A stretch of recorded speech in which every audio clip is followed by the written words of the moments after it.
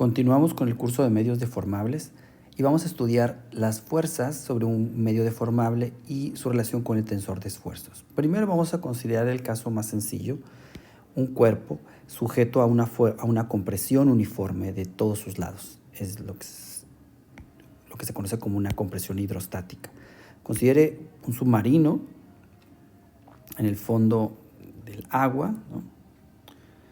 Y entonces este va a sentir o presenciar una presión de la misma magnitud actuando en cada unidad de área, en la dirección normal a esa área. Entonces, vamos a dibujar aquí las fuerzas, ¿no?, que van a estar todas iguales sobre toda la superficie del cuerpo.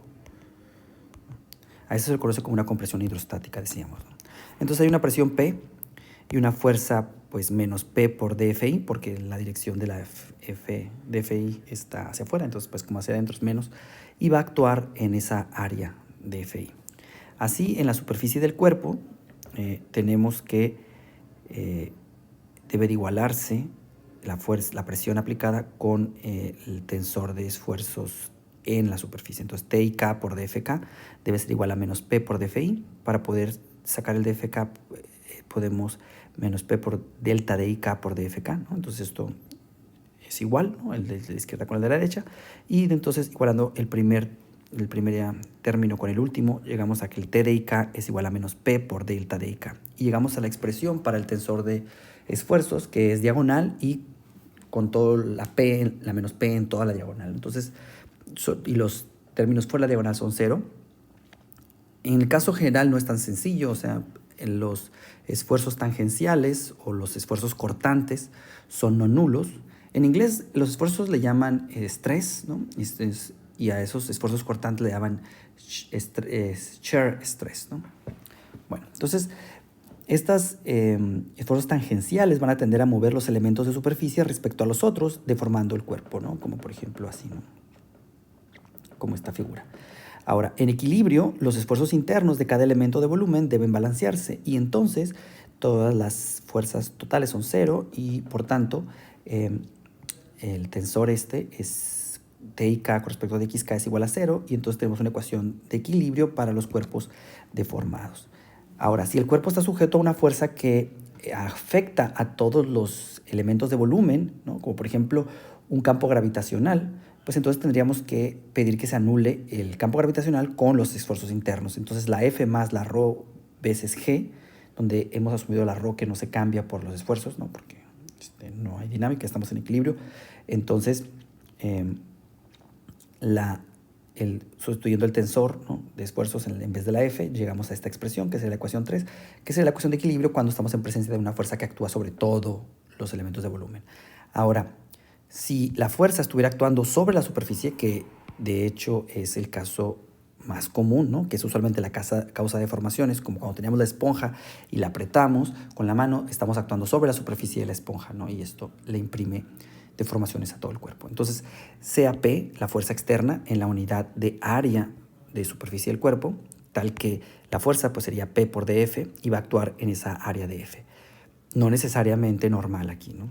Entonces, en equilibrio, el PI por dF debe de anularse con el tensor de esfuerzos en la superficie y podemos reescribir el dFk como NK por dF, donde N es el vector normal, y entonces llegamos a que el tensor de esfuerzos multiplicado TIK por NK es igual a PI, que esto lo habíamos visto al final del video pasado. Bueno, este se debe satisfacer para todo punto en la superficie. Las condiciones de equilibrio no nada más van a requerir que las fuerzas se anulen, también pedimos que las torcas se anulen. Entonces, si F es la fuerza, la torca pues es el producto cruz de la fuerza con la posición, donde la posición es la posición en ese punto. Entonces, la torca en el elemento de volumen de B pues sería F de I por XK menos F de K por XI, es por el diferencial de volumen, pero la fuerza pues que viene en términos del tensor de esfuerzos. Y entonces el momento de fuerza o la torca pues sería esta cantidad, ¿no?, sustituyendo quién es Fi y Fk. Ahora, ese tensor tiene en el integrando tiene productos, se fijan como el primero derivado por el segundo sin derivar, el primero derivado por el segundo sin derivar, y esto se puede expresar como la derivada del producto menos el primero por la derivada del segundo, ¿verdad? Entonces, así lo hice, y la primera integral pues sería la integral de los productos menos el primero por la derivada de los segundos. En el segundo término tenemos esta expresión que está aquí, este que está aquí y este que está acá, que son la derivada de xk con respecto de xl, y esto es el tensor unitario, ¿no? Entonces, eso hace que contraigamos el índice L, ¿no? Entonces te queda t de ik menos t de ki, y eso lo puse en la siguiente expresión. La primera integral es la integral de volumen de una divergencia, entonces esto puede escribir la teorema de la divergencia, es la integral de superficie, más la integral esta que está en la ecuación 5. Muy bien.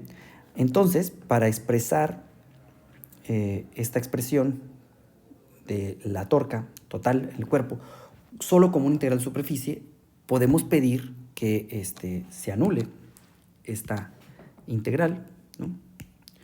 Y para que se anule, podemos pedir que se anule el integrando. Y si se anula el integrando, pues ya tenemos que la m de k se escribe solamente como una integral de superficie. Esto nos va a ayudar a poder expresar la condición de equilibrio, ¿no? Entonces, podemos pedir que el integrando se anule, y esto significa que el t de ki sea igual a t de ik, o sea, que el tensor de esfuerzo sea simétrico. Eso garantiza que esa integral se va a anular, ¿no? Esta condición física, ¿no? De que nos va a servir pues para garantizar que en equilibrio podamos anular las torcas, ¿no?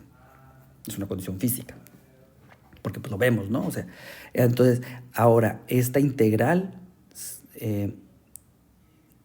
es la condición que generalmente pedimos, que el tensor sea simétrico, y ya lo dejamos. Pero quiero hacer una anotación que es un poquito siguiendo la discusión que hace Landau, basada en un paper, ¿no?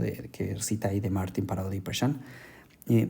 Porque no necesariamente la única manera es que se anule integrando. También podría ser que esta integral se pueda escribir como una integral de superficie, y entonces no solo se va a anular esta integral, o se va a poder representar la m de k como una integral de superficie si se anula, ¿no? Es decir, si tki es igual a tik, también se puede expresar como una integral de superficie si también lo puedes sumar a la integral de superficie, es decir, expresar esto como una divergencia.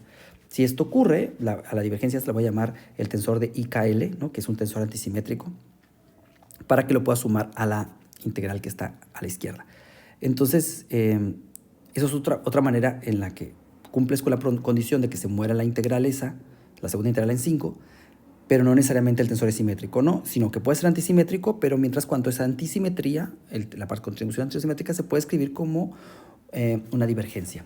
Entonces, si phi de IKL es un tensor antisimétrico en las primeras dos entradas, entonces lo primero que podemos discutir es que esta parte antisimétrica va a estar proporcional a las derivadas de la derivada de u en re xk, es decir, derivadas de orden superior, y por tanto en la teoría lineal la podemos despreciar, pero incluso si no estamos en ese régimen, siempre podemos escribir un tensor simétrico a partir del que ya tenemos, y eso es lo que vamos a desarrollar a continuación. Fíjense que de la definición del tensor de esfuerzos, ¿no? Que es el f de i igual a la derivada tik con respecto de xk, vemos que este tensor no es único, ¿no? Sino que puedes poner varios que cumplan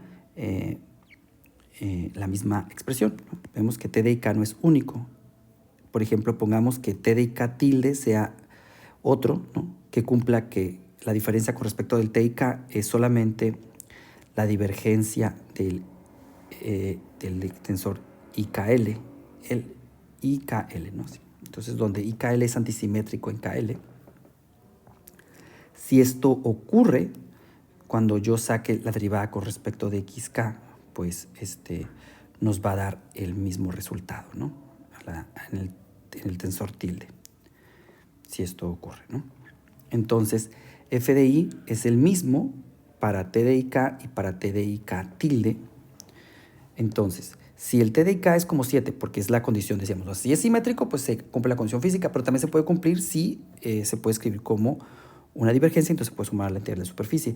Entonces, el t de ik, si es como 7, lo podemos obtener una versión simétrica, es decir, t de ik tilde va a ser la parte simétrica del tensor, más esta cantidad que está aquí, ¿no? O sea, lo construyo así, ¿no?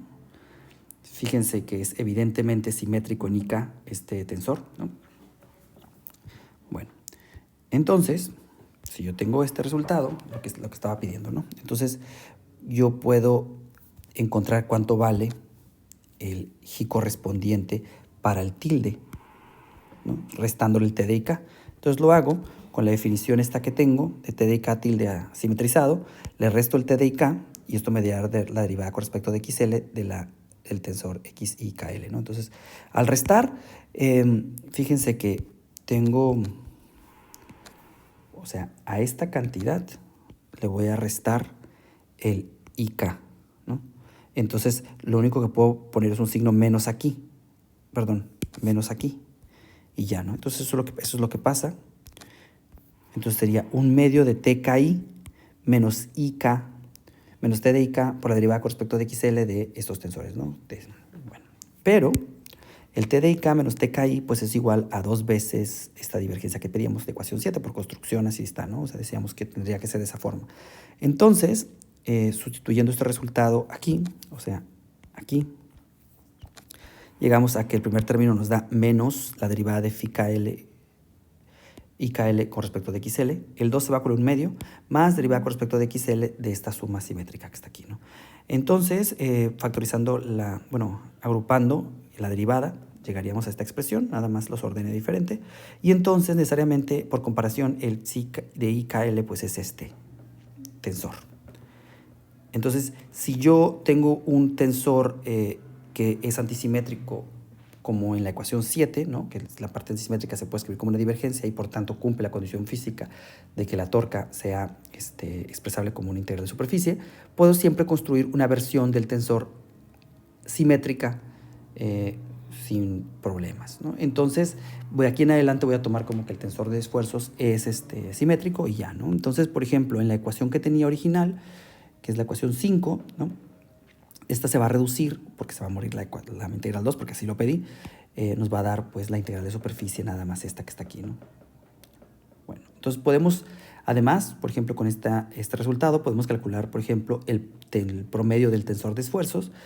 Vamos a partir de la ecuación 2, ¿no? Que es esta derivada con respecto de xk de t y k igual a 0. Aquí voy a cambiarle el índice, el segundo índice, lo voy a poner aquí L y L, y lo multiplico por xk e integro sobre todo el volumen, y llego a esta expresión. Esto necesariamente es igual a 0, ¿verdad? Ahora aquí otra vez tengo la derivada del primero por el segundo sin derivar, que lo puedo escribir como la derivada del producto, menos el primero por la derivada del segundo, y otra vez nos queda la derivada de xk con respecto de xl, que nos ayuda a contraer el índice L, y que nos queda t de ik en la segunda integral, así, igual a 0, ¿verdad? Y la primera integral es una integral de volumen de una divergencia, entonces puede quedarse como la integral de una superficie, ¿no? Y quedaríamos esta expresión. Ahora, en esta expresión, el segundo término, este que está aquí, lo puedo escribir como b veces el promedio de t y k, ¿no? ¿Verdad? Y entonces, así por definición, lo defino así, y entonces el promedio de t de k lo puedo despejar pasado este promedio a la derecha y luego paso dividiendo el volumen y me queda 1/2 de, antes aquí, en este término, se fijan, es como esto por su normal, y puedo utilizar la ecuación que tenía aquí de t y kn es igual a pi, ¿no? Y entonces me quedaría que el promedio de t y k es igual a 1/2 de la integral de superficie de pi por xk, pero integral sobre f, sobre la f, ¿no? Pero entonces como los índices son mudos aquí, porque hay una, puedo intercambiarlos, ¿no? Por la simetría del tensor entonces llegaría a que tengo p de i por xk más p de k por xi, ¿no?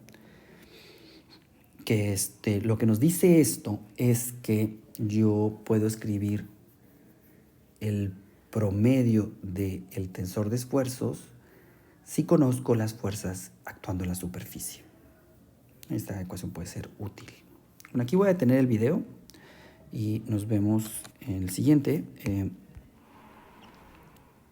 cuando vamos a continuar con las ecuaciones